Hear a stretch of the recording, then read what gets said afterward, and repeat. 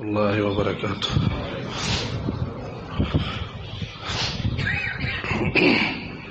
بسم اللہ الرحمن الرحیم۔ درود شریف پڑھیے۔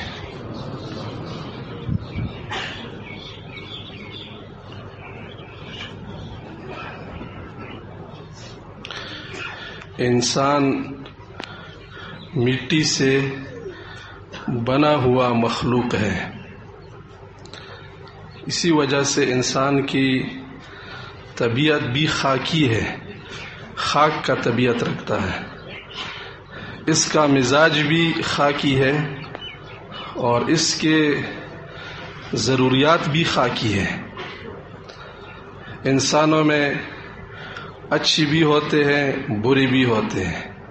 اس طرح زمین بعض وہ زرخیز ہوتا ہے اور بعض بیکار زمین ہوتا ہے۔ انسان کی ضروریات سارے خاکی ہے۔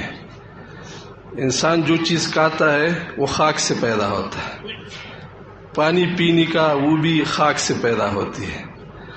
انسان کا رہن سہن، کپڑے اور گھر، محل وغیرہ، یہ ساری چیزیں زمین ہی سے پیدا ہوتی ہیں، اور بالآخر ان تمام چیزوں کا مٹی میں مل کر ہی انجام بھی یہی ہوگا۔ منہا خلقناکم وفیہا نعیدکم، ہم نے تم کو خاک سے پیدا فرمایا، تم کو خاک ہی میں واپس لوٹائیں گے، سب کچھ خاک ہو جائے گا۔ انسان کی یہ جو جہت ہے، خاکی جہت، اسی کو شیطان ہدف اور نشانہ بناتا ہے، اور اسی طرف سے شیطان انسان پر حملہ آور ہوتا ہے۔ اردو والے کہتے ہیں کہ دکھتی رگ پر ہاتھ رکھا ہے۔ شیطان انسان کی اس دکھتی رگ پر ہاتھ رکھتا، وہ سمجھتا ہے کہ یہ بیچارہ خاک ہے، اس کی تمام چیزیں خاکی ہے، اب اس کی اس ضرورت کے درمیان رکاوٹ بن جائے۔ وہ جو کھاتا ہے، کھانا بھی اس کی ضرورت ہے، بغیر کھانے کے اس کی گزارا نہیں ہوتا، تو اس میں وہ اس کو وسوسہ ڈالتا ہے کہ آپ مردار کھائے تو بڑا لذیذ ہے، آپ شراب پیے تو بڑا مزہ کرتا ہے۔ تو انسان بیچارہ تو اس کی طرف ویسی بھی رجحان رکھتا ہے، اس کا طبیعت یہ ہے کہ وہ ان چیزوں کو حاصل کرے۔ جس طرح دوسری حیوانات ہیں، دوسری حیوانات بھی مٹی سے بنے ہیں اور مٹی کی طبیعت رکھتے ہیں، تو شیطان انسان پر یہاں سے حملہ آور ہوتا ہے۔ پھر جب ایک مرتبہ انسان شیطان کا شکار ہو جائے تو شیطان کے جراثیم انسان کے اندر منتقل ہوتے ہیں، انسان شیطانی جراثیم زدہ ہو جاتا ہے۔ پھر کبھی کبھار شیطان ہوتا نہیں ہے، لیکن انسان پھر بھی شیطانی حرکات کرتا ہے، کیونکہ اس کے اندر شیطانی جراثیم موجود ہوتے ہیں۔ رمضان کے مہینے میں اللہ رب العالمین خصوصی فضل فرماتے ہیں، شیاطین کو باندھتے ہیں، لیکن بعض انسان پھر بھی گناہ کرتے ہیں، کیونکہ ان کے نفس میں شیطان نے انڈے ڈالے ہوتے ہیں، جراثیم ڈالے ہوتے ہیں، بیج بویا ہوتا ہے، تو پھر وہ اس کے اندر شیطانی اثرات پیدا ہوتے ہیں، شیطانی تقاضے پیدا ہوتے ہیں۔ تو ایک جہت انسان کا خاکی ہے اور شیطان اسی کو کرتا ہے، نشانہ بناتا ہے، یہاں سے انسان کے اندر شیطان آ جاتا ہے۔ دوسری جہت انسان کی روحانی ہے۔ اس کائنات میں اللہ رب العالمین نے انسان کو خصوصی طور پر اپنی طرف سے روح عطا فرمایا ہے، یہ کمال کی چیز ہے۔ انسان روح کی وجہ سے دوسری تمام مخلوقات سے ممتاز ہو جاتا ہے۔ باقی تمام چیزیں انسان میں اس چیز میں تو مشترک ہے، وہ بھی مٹی سے بنے ہیں، ہم بھی مٹی سے بنے ہیں، ان کی تقاضے بھی خاکی ہے، ہمارے تقاضے بھی خاکی ہے۔ فرق یہ ہے کہ اللہ نے ہم کو روح عطا فرمایا ہے، جو دوسری حیوانات کو نہیں دیا ہے۔ پھر اس روح میں ہوتا یہ ہے کہ جب انسان شیطان کا شکار ہو جائے اور وہ بھی گناہ کرتا ہے تو اللہ رب العالمین ناراض ہو جاتا ہے، اور اللہ جب ناراض ہوتا ہے تو انسان کی روح کا اللہ رب العالمین کے ساتھ تعلق کمزور ہوتا ہے۔ روح کی بیماری یہی ہے کہ اللہ سے اس کا تعلق کمزور ہو جائے، پھر گناہ کرتا ہے، اللہ اور ناراض ہوتا ہے، روح اور اللہ سے حجاب میں آ جاتا ہے، پردے میں آ جاتا ہے۔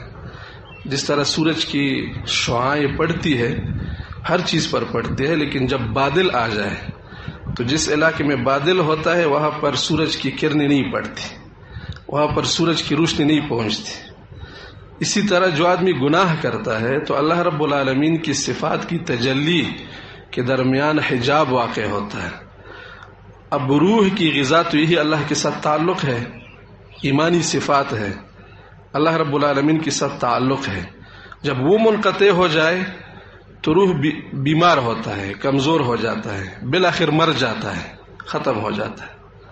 جب انسان کا روح ختم ہو جائے تو وہ دوسرے حیوانات کے صف میں آ جاتا ہے، بلکہ ان سے بھی نیچے درجے میں چلا جاتا ہے، کیونکہ اس نے ایک بہت بڑی نعمت کو اپنی اختیار سے ضائع کر دیا۔ اب تصوف کا کام کیا ہے؟ تصوف کیا کرتا ہے؟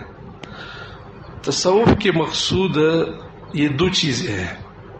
ایک نفس کا تزکیہ ہے کہ اگر انسان میں شیطان کے جراثیم پیدا ہوئی ہے اس کو نکالا جائے۔ جس طرح ایک ڈاکٹر ملیریا کے مریض کو انجیکشن لگاتا ہے، ملیریا کی جو جراثیم ہوتی ہے اس کو نکال دیتے ہیں، جب وہ جراثیم نکل جائے تو لوگ کہتے ہیں کہ اس کو شفا مل گئی، تندرست ہو گیا۔ اسی طرح تصوف میں ایسے معمولات، ایسے وظائف، ذکر و اذکار، طریقہ کار بتایا جاتا ہے کہ انسان کے اندر جو شیطانی جراثیم اندر داخل ہوئی ہے وہ نکل جائے، شیطان کا نفس پاک ہو جائے۔ نفس میں اور کچھ نہیں ہوتا، نفس جب پاک ہو جائے پھر بھی کھاتا ہے۔ ایسا نہیں ہوتا کہ نفس پاک ہو جائے تو وہ کھانا چھوڑ دیتا ہے، کھانا پینا اس کی فطرت ہے۔ نبی بھی کھاتا پیتا ہے، نبی کا درجہ کتنا بلند ہوتا ہے، لیکن نبی بھی جو خاکی انسان کی ضرورت ہوتی ہے وہ نبی کو بھی پیش آتی ہے۔ صرف اتنا ہوتا ہے کہ انسان راہ راست پر آ جائے، یہ اپنی حدود سے تجاوز نہ کرے، کھائے پیے چلے پھرے، نکاح کرے، اپنی جنسی خواہش پورا کرے، لیکن اپنی سیدھے راستے سے پورا کرے۔ جو اللہ کا حکم ہے، جو شریعت کا حکم ہے، اسی کے مطابق چل کر اپنی ضروریات پورا کرے۔ تو ایک کام تصوف کا یہ ہوتا ہے کہ وہ نفس کا تزکیہ کرتے ہیں، اور دوسرا کام تصوف کا روحانی عروج اور کمال کا حصول ہوتا ہے کہ انسان کا روحانی جو پرواز رک گیا ہے گناہ کی وجہ سے وہ پھر سے شروع ہو جائے، اللہ رب العالمین کے ساتھ اس کی محبت پیدا ہو جائے، تعلق پیدا ہو جائے، انس پیدا ہو جائے، ہر وقت اس کی دل و دماغ پر اللہ کی یاد سوار ہو۔ کوئی بھی کام کرتا ہے تو سب سے پہلے ذہن اس کا اللہ کی طرف جاتا ہے کہ یہ کام اس سے اللہ ناراض ہوگا یا راضی ہوگا۔ یہ حالت بن جائے، ان تعبد اللہ کأنک تراہ، اللہ کی عبادت ایسے کرو۔ حکیم الامت اشرف علی تنوی رحمہ اللہ فرماتے ہیں کہ یہ عبادات کی اہمیت کی وجہ سے خاص عبادات کا ذکر کیا گیا ہے۔ اصل تصوف یہ ہے کہ آپ جو بھی کام کرو کأنک تراہ، آپ بازار میں سودا کرتے ہو، اس میں بھی آپ کا یہ خیال ہو کہ میں اللہ کو دیکھتا ہوں۔ صرف نماز میں یہ حالت نہ ہو، نماز کے باہر بھی آپ کی حالت بن جائے کہ اللہ کو میں دیکھتا ہوں یا پھر اللہ مجھے دیکھ رہا ہے۔ تو انسان کی یہ حالت بن جائے، روحانی انسان کو ترقی حاصل ہو جائے۔ یہ دو چیزیں تصوف کا اصل مقصود ہے، اس کو آپ کبھی بھی مت بھولیں، کیونکہ آدمی جب کسی علم یا کسی فن کا مقصود بھول جاتا ہے تو اس کی سعی بیکار جاتی ہے۔ وہ مجاہدہ کرتا ہے، محنت کرتا ہے، کوشش کرتا ہے، لیکن حاصل اس کو کچھ نہیں ہوتا، کیونکہ وہ مقصود سے بے خبر ہوتا ہے۔ تو تصوف کا مقصود یہ دو چیزیں ہیں، ایک تزکیہ نفس اور دوسرا روحانی کمال۔ چونکہ یہ ایک مستقل فن ہے تصوف، اس میں بیعت سے لے کر آخر تک کوئی شیخ یا کوئی پیر یا کوئی استاد اپنی مرید اور شاگرد کا ترتیب وار مرحلہ وار اصلاح کرتا ہے۔ مرید یا شاگرد خود پوچھتا ہے کہ اب میری حالت یہ ہے، گناہ کے ساتھ گناہ سے میرا نفرت نہیں ہوتا، نماز میں سستی ہے، میرے اندر حسد ہے، تکبر ہے، اب میں کیا کروں؟ تو شیخ اس کو بتاتا ہے کہ آپ یہ کام کرو، آپ کا یہ کام ہو جائے گا۔ یا بعض شیخ اور استاد خود زیرک ہوتا ہے بہت زیادہ، ڈاکٹروں میں بھی آپ نے دیکھا ہوتا ہے، حکیم، بعض حکیم لوگ کسی کے چہرے کو دیکھتا ہے تو اس کو سمجھ جاتا ہے کہ اس میں یا حرارت زیادہ ہے یا برودت زیادہ۔ یہ انسان میں اللہ رب العالمین نے سمجھ عطا فرمایا، انسان سمجھتا ہے۔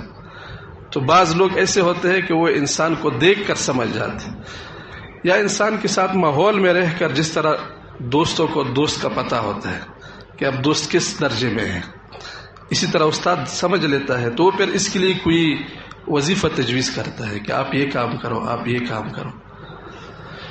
اس میں ایک خیال رکھنا بہت ضروری ہے۔ تصوف کے راستے میں جب پیر اور مرید کا تعلق بن جاتا ہے اور اصلاح کا عمل شروع ہوتا ہے تو اس میں درمیان میں بعض اوقات انسان کو بڑے مغالطے لگتے ہیں، جس کی وجہ سے انسان بجائے ترقی کے زوال کرتا ہے، نیچے چلا جاتا ہے۔ اس میں ایک خیال یہ رکھنا چاہیے کہ بعض چیزیں اس فن کے اپنی اصطلاحات ہوتی ہیں، ہر فن کے کچھ اصطلاحات ہوتے ہیں، جس طرح علم النحو جو پڑھتے ہیں عربی گرامر تو ان کے اپنے اصطلاحات ہوتے ہیں۔ بعض چیزیں اس فن میں صوفیاء اور مشائخ کے اپنے مخصوص اشغال ہوتے ہیں، مخصوص اشغال، وہ صرف وہی کرتے ہیں، اور بعض چیزیں مشائخ کے مجربات ہوتے ہیں، وہ تجربہ کرتے ہیں، کوئی عمل کرتے ہیں، وہ عمل خود جائز ہوتا ہے، ناجائز نہیں ہوتا، اس جائز عمل سے ان کو ایک بہت بڑا فائدہ مل جاتا ہے، وہ اس کا تجربہ ہوتا ہے، پھر وہ اپنے مریدین کو بتاتے ہیں، اپنے شاگردوں کو بتاتے ہیں کہ آپ یہ کام کرو، اس سے آپ کو یہ فائدہ ہو جائے گا، آپ یہ ذکر کرو، اس سے آپ کو یہ فائدہ ہو جائے گا، آپ یہ عمل کرو، اس سے آپ کو یہ فائدہ ہو جائے گا۔ یہ مجربات ہوتے ہیں۔ ابھی تین چیزیں یعنی فنی اصطلاحات یا مشائخ کے اپنے شخصی معمولات یا مجربات، ان کو اپنی حدود میں رکھنا انتہائی ضروری ہے۔ فنی چیزوں کو فنی سمجھنا یعنی ان کو شریعت کا درجہ نہ دینا، ایسا نہ ہو کہ کوئی چیز فن کا واجب ہے اور ہم اس کو شرعی واجب سمجھیں تو یہاں سے پھر گمراہی شروع ہو جاتی ہے۔ جیسے علم النحو میں کل فاعل مرفوع، ہر فاعل کا مرفوع ہونا واجب ہے۔ اب واجب کا مطلب یہ نہیں ہے کہ اگر کوئی فاعل کو منصوب پڑھتا ہے تو گناہگار ہو جائے گا، گناہگار نہیں ہوگا، لیکن وہ جو کلام کا طریقہ ہے لوگ اس کو برا سمجھتے ہیں کہ آپ نے زیدن کی جگہ زیدن کیوں پڑھا، لیکن اگر کوئی پڑھے گا تو گناہگار نہیں ہوگا کیونکہ یہ فنی واجب ہے۔ اسی طرح علم القراءات میں بھی بعض چیزیں ایسی ہیں جو فنی واجبات ہوتی ہیں، شرعی واجبات نہیں ہوتی۔ علم المنطق کے اسی طرح دوسری علوم کے فنون کے اپنے واجبات ہوتے ہیں۔ اسی طرح بعض چیزیں، بعض اصطلاحات اور بعض امور تصوف میں صوفیاء ضروری سمجھتے ہیں، لیکن وہ فنی ضروری ہوتی ہے، وہ شرعی ضروری نہیں ہوتی۔ اس کی ایک مثال میں آپ کو بتا دوں، آپ کو سمجھ آ جائے گا۔ مثلا صوفیاء میں ایک بات مشہور ہے کہ جو اپنے شیخ اور پیر کے ساتھ تعلق قائم رکھے تو آخر تک اس کو قائم رکھے۔ اپنی پیر کے حیات میں دوسری پیر سے بیعت کرنا جائز نہیں ہے، صوفیاء فرماتے ہیں، اور اس مسئلہ کو وہ عنوان دیتے ہیں توحید مطلب کا۔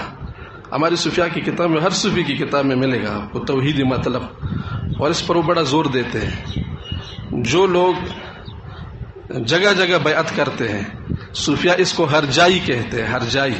صوفیاء میں ہرجائی بڑا بدنام ہے، اور یہ بہت بڑا عیب ہے کہ ایک آدمی کبھی ایک پیر کے ساتھ بیعت کرتا ہے، کبھی دوسری کے ساتھ بیعت کرتے ہیں۔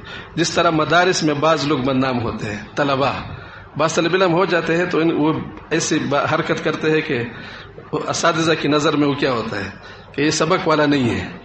اسی طرح مریدین میں بھی ہرجائی بڑا بدنام ہوتا ہے۔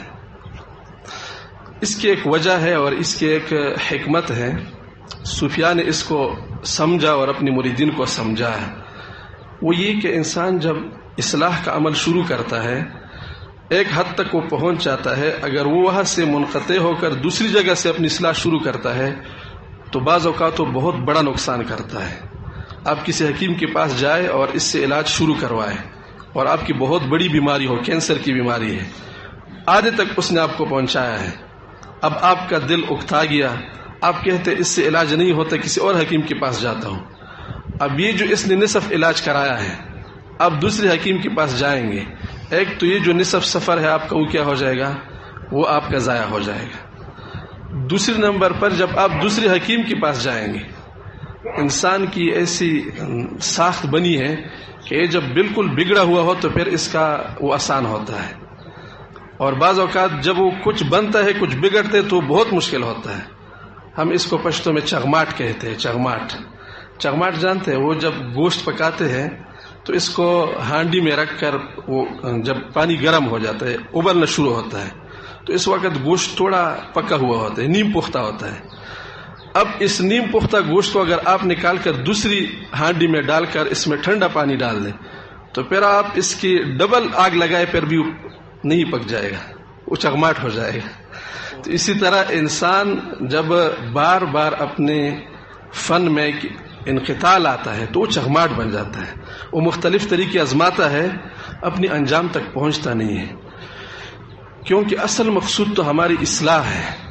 اب یہ جو راستے جو وسائل ہے، جو ذرائع ہے، یہ مختلف ہوتے ہیں، لوگوں کی طبیعت مختلف ہوتی ہے، اس لیے سوچ سمجھ کر بیعت کرنا چاہیے تاکہ آپ ایک مرتبہ بیعت کریں تو آپ کو اپنا مقصد حاصل ہو جائے. کسی مدرسے میں جس طرح آدمی داخلہ لیتا ہے سوچ سمجھ کر داخلہ لے، ایسا نہ ہو کہ ششمائی تک آپ نے پڑھا، ششمائی کے بعد آپ کا دماغ کھل گیا کہ یہاں تو میرا سبق نہیں ہوتا، اب دوسری مدرسے میں جاتے ہیں، اب دوسرے میں جائیں گے تو 6 مہینے آپ کا سبق وہاں کیا ہوگا، گزرا ہوا ہوگا. تو بچائے اس کے آپ فائدہ ہو جائے نقصان ہو جائے گا.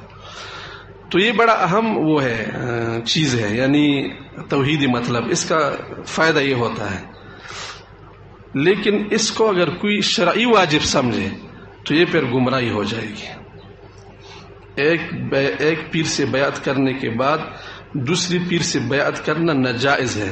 ابھی فنی چیز ہے، لیکن اگر کوئی اس کو شرعی ناجائز سمجھے تو یہ پھر گمراہ ہو جائے گا. شریعت میں ایسی کوئی پابندی نہیں ہے، بلکہ اگر آپ کو کسی ایک پیر سے بیعت کرنے کے بعد اصلاح کا فائدہ نہیں حاصل ہو رہا تو آپ جا کر کسی دوسرے استاد سے پڑھیں، کیونکہ مقصود تو ہمارا اصلاح ہے.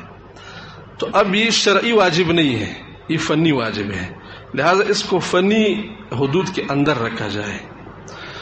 اسی طرح جو مخصوص معمولات ہوتے ہیں بعض صوفیاء کے، اس طرح ہمارے 4 سلاسل ہیں، چشتی سلسلہ ہے، نقشبندی سلسلہ ہے، سہروردی ہے اور قادری ہے، ہر ایک کے اپنے اپنے اسباق ہوتے ہیں، وہ اصلاح کا طریقہ ہوتا ہے. اب چشتی والے جو ذکر کرتے ہیں 12 تسبیح کا، تو اس میں وہ جہری ذکر ضرب لگاتے ہیں، لا الہ الا اللہ سے دل پر 2 ضرب لگاتے ہیں. اب اصل اس کا مقصود یہ ہے کہ انسان کے دل میں اللہ کا استحضار پیدا ہو جائے. یہ ایک طریقہ ہوتا ہے اور یہ مفید طریقہ ہے.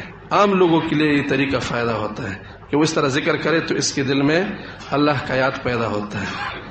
لیکن اگر کوئی اس کو شریعت سمجھے کہ جو بھی آدمی اپنی اصلاح کرتا ہے اس کے لیے 12 تسبیح کرنا ضروری ہے، اس طریقے کے بغیر اس کا اصلاح نہیں ہوگا، اور اگر کوئی ضرب لگانے کے بغیر ذکر کرتے تو گناہگار ہو جائے گا، تو یہاں سے گمراہی کا آغاز ہو جائے گا، کیونکہ فنی چیزیں ہیں.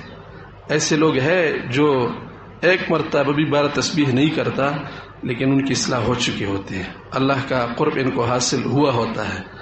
آپ کے ساتھ جو لوگ مل جاتے ہیں اور آپ سے اصلاح کروانا چاہتے ہیں اور آپ سمجھتے ہیں کہ یہ 12 تسبیح فلان آدمی کے مزاج کے مطابق ہے، آپ اس کو بے شک 12 تسبیح دے دے، اس کو فائدہ ہو جائے گا، لیکن وہ اس کو شریعت نہ سمجھے، یہ شریعت نہیں ہے. لہذا اگر بغیر ضرب کی کوئی کیا کرے 12 تسبیح یا ذکر کرتے ہیں تو ٹھیک کرتے، اس میں کوئی حرج نہیں ہے. تیسری چیز ہے مجربات. یہ چیز بہت عام ہوتی ہے صوفیاء میں. کسی شیخ کا ایک تجربہ ہوتا ہے، وہ کوئی عمل کرتا ہے، کوئی وظیفہ کرتا ہے، اس سے اس کو کوئی فائدہ حاصل ہوتا ہے، پھر وہ اپنی مریدین کو یا خاص مریدین کو بتاتا ہے. مثلا بعض لوگ کہتے ہیں کہ محرم کے مہینے میں یا کسی خاص مہینے میں بسم اللہ کو ایک خاص مقدار میں اگر آپ لکھ کر کاغذ پر اپنے ساتھ رکھ دے تو اس سے آپ کا یہ فائدہ ہوگا۔ ابھی ان کا تجربہ ہوتا ہے، تجربہ کا اپنا احترام کیا جاتا ہے۔ جو لوگ صاحب فن ہوتے ہیں ان کے تجربات سے انکار نہیں ہے، وہ تجربات ان کے بہت اچھے ہوتے ہیں، لیکن وہ شریعت نہیں ہوتی۔ یا بعض لوگ کہتے ہیں کہ آپ فلان درود شریف روزانہ 1000 مرتبہ پڑھے تو آپ کو خواب میں رسول اللہ صلی اللہ علیہ وسلم کا دیدار حاصل ہو جائے گا۔ ابھی ان کا ایک تجربہ ہوتا ہے، بعض لوگ کرتے ہیں پھر ان کو دیدار نہیں ہوتا تو وہ اپنی وظیفے پر بدگمان ہو جاتے ہیں کہ میں نے کام کیا لیکن ہوا نہیں۔ احادیث مبارکہ میں بعض اعمال پر کسی خاص نتیجے کا ذکر ہوتا ہے، مثلا جو آدمی فلان سورت پڑھے تو وہ غنی ہو جاتا ہے۔ ہم اس کا مطلب یہ سمجھتے ہیں کہ غنی کا مطلب ہے کہ میرے پاس پیسے آ جائیں گے، حالانکہ ہماری دین میں جو اولین ترجیح ہوتی ہے وہ آخرت اور روح کی ہوتی ہے۔ اب جہاں پر بھی دیکھیں حدیث مبارکہ میں جب ترغیب دی جاتی ہے تو مرغوبات یا اخروی ہوتی ہے یا روحانی ہوتی ہے، دنیاوی مرغوبات بہت کم ہوتی ہے۔ تو وہاں پر غنا سے نفس کا غنا مراد ہوتا ہے، کیونکہ اصل غنا ہی نفس کا ہے۔ الغنا غنا النفس، مالدار تو وہ ہے جو اندر سے غنی ہو، اور جس کے پاس پورا قارون کی طرح دنیا ہو لیکن دل اس کا اتنا چھوٹا ہو تو وہ غنی نہیں کہلاتا۔ تو اللہ رب العالمین ایسی چیزوں پر جو عنایات فرماتے ہیں وہ یا روحانی ہوتی ہے یا اخروی ہوتی ہے۔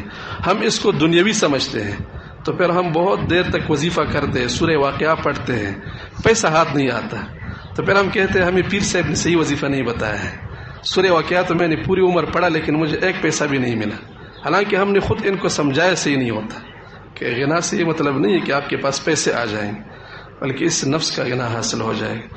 تو اسی طرح کچھ مجربات بھی ہوتے ہیں بعض صوفیاء اور بعض مشائخ کے، ان چیزوں کو اپنے حدود میں رکھنے سے ایک فائدہ تو یہ ہوتا ہے کہ صوفی ہو کر آپ بدعات سے محفوظ ہو جائیں گے۔ صوفیاء میں بدعات پیدا ہونے کا بہت خطرہ ہوتا ہے، کیونکہ ان کا اپنے سلسلہ کے ساتھ، اپنے شیخ کے ساتھ، اپنے اس حصے کے ساتھ بڑی عقیدت ہوتی ہے، تو بعض اوقات وہ جزوی چیزوں کو شرعی بنا دیتے ہیں، وقتی چیزوں کو سب کے لیے سمجھتے ہیں، تو اس سے پھر وہ کیا بن جاتا ہے؟ بدعت بن جاتا ہے۔ شام کی طرف سے بدعات زیادہ آئے ہیں کیونکہ وہاں پر صوفیاء بہت زیادہ تھے، تو جو صوفی ان چیزوں کو اپنی حدود میں رکھتا ہے وہ انشاءاللہ بدعت کا شکار نہیں ہوگا، بدعت سے محفوظ ہو جائے گا۔ ایک فائدہ اس کا یہ ہوگا، اور دوسرا یہ ہے کہ اس سے خود مریدین کو یا آپ کے متعلقین کو اشتباہ پیدا نہیں ہوگا، یعنی آپ جو ان کو بتاتے ہیں اس سے وہ اس میں نہیں پڑ جائیں گے کہ میرے پیر صاحب کے ساتھ میرا تعلق ہے، میرا خیال تو یہ تھا کہ پیر صاحب کے ساتھ بیعت کے بعد وہ مجھے وظیفہ بتائیں گے، میرا دکان چل جائے گا، میرا کاروبار چل جائے گا، مجھے مصائب نہیں آئیں گے۔ آپ صلی اللہ علیہ وسلم نے لوگوں کو ایمان کی دعوت کے ساتھ ساتھ مشکلات کے لیے کمر بستہ ہونے کی بھی تلقین کی ہے کہ اب آپ نے اسلام لایا، اس کا مطلب یہ نہیں ہے کہ بس آپ گھر بیٹھے اب سب کچھ آپ کو حاصل ہوگا، اب آپ مجاہدہ کے لیے کمر بستہ ہو جاؤ۔ تو لوگوں کی ایسی ذہن سازی کی جائے کہ ان کا تصوف سے بدگمان نہ ہو جائے کہ یہ تو ویسے لوگوں کو بتاتے ہیں لیکن ہوتا کچھ نہیں ہے، ہوتا تو ہمارا آخرت کی چیزیں ہے اور ہمارا روحانی فائدہ ہے۔ یہ اگر حاصل نہیں ہوتا تو پھر تو یقیناً ہم ناکام ہیں۔ اگر ہمارا کوئی ایسا ترتیب ہے جس میں ہمیں روحانی فائدہ حاصل نہیں ہوتا، جس میں ہمیں آخرت کا فائدہ نہیں حاصل ہوتا، پھر تو آپ جو بھی کریں آپ ناکام ہیں۔ لیکن اگر آپ کو روحانی فائدہ حاصل ہوتا ہے، پھر اگر آپ کو مال دولت نہ ملے، آپ کو اچھی زندگی یعنی وہ اسباب کے لحاظ سے نہ ملے تو یہ کوئی نقصان نہیں ہے۔ تو دوسرا فائدہ یہ ہوگا کہ اس میں لوگ اشتباہ میں نہیں پڑیں گے، لوگ اس کام کو کام سمجھیں گے اور اپنی اصلاح کو مقصود بنائیں گے۔ جب اصلاح آدمی کا مقصود ہو جائے تو وہ قربانی کے لیے تیار ہو جاتا ہے۔ جو لوگ اصلاح کے علاوہ دوسری چیزوں کو مقصود بنا لیتے ہیں کہ پیر بننے کے بعد مجھے یہ چیز حاصل ہو جائے گی، یہ چیز حاصل ہو جائے گی، تو اس کو تصوف سے کچھ حاصل نہیں ہوگا۔ اللہ تعالی ہم کو اپنی عافیت کے ساتھ اصلاح نصیب فرمائے اور ہماری روحانی ترقی نصیب فرمائے. وآخر دعوانا الحمد للہ رب العالمین.